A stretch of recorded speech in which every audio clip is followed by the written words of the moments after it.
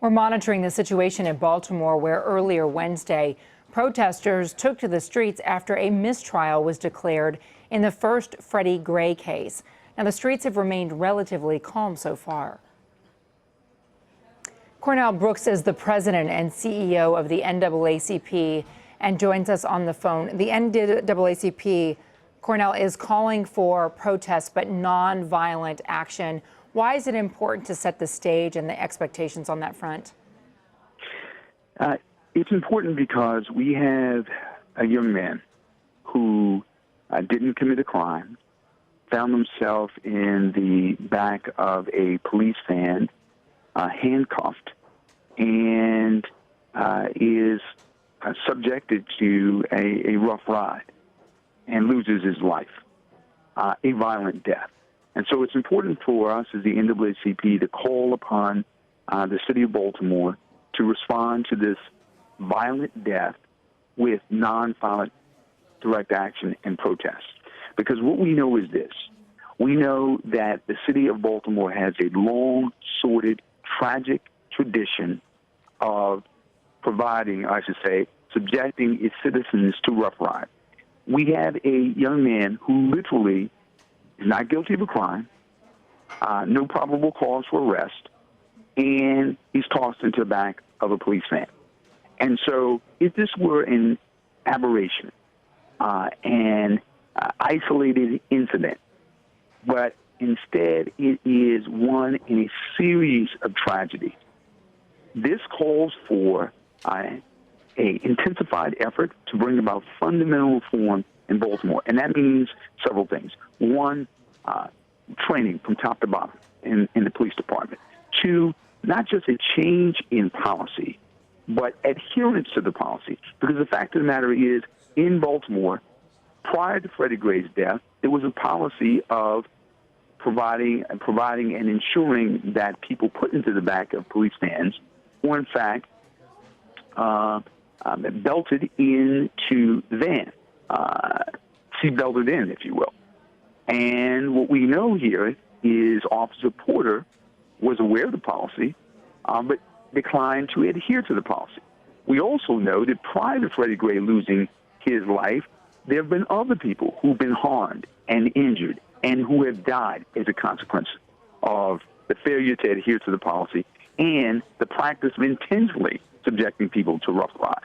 And so the point being here is that we have much work to be done, much reform to call for, but it must be called for, must be demanded non-violently, lest the citizens of Baltimore duplicate the very thing that none of us want to see any more of. That is to say, the violent loss of life in the city of Baltimore, which is the hometown of the headquarters of the NAACP.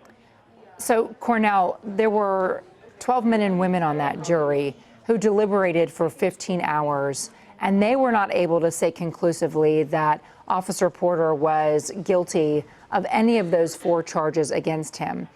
The Gray family has come out and said that they wanted to thank the jury publicly for their time, for their energy, for their service on that jury, what they called the sacrifice.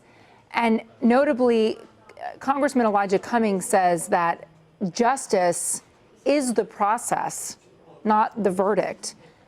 While you said today in your statement, we respect the legal process and still await justice.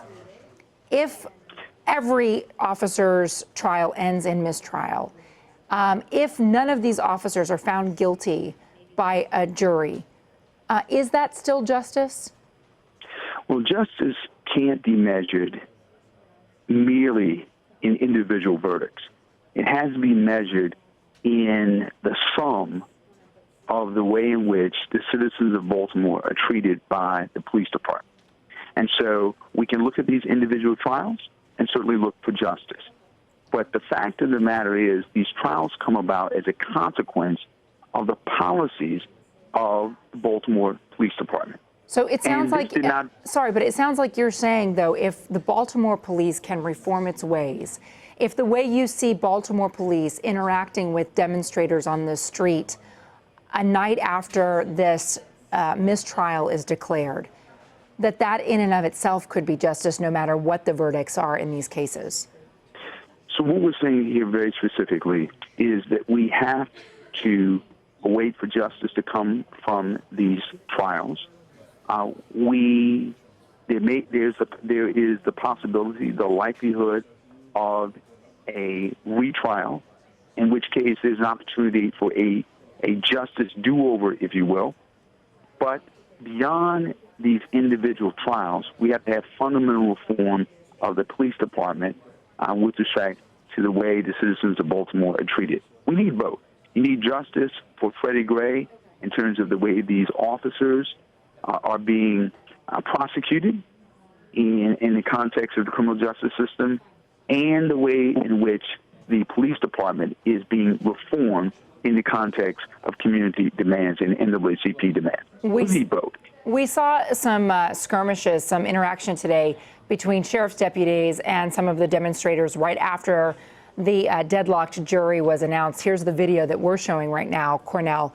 And some of the responding tweets say, see, the officers in Baltimore continue to provoke protesters, that they want confrontation. Is that your sense of things, that the sheriff's deputies, that Baltimore police want confrontation?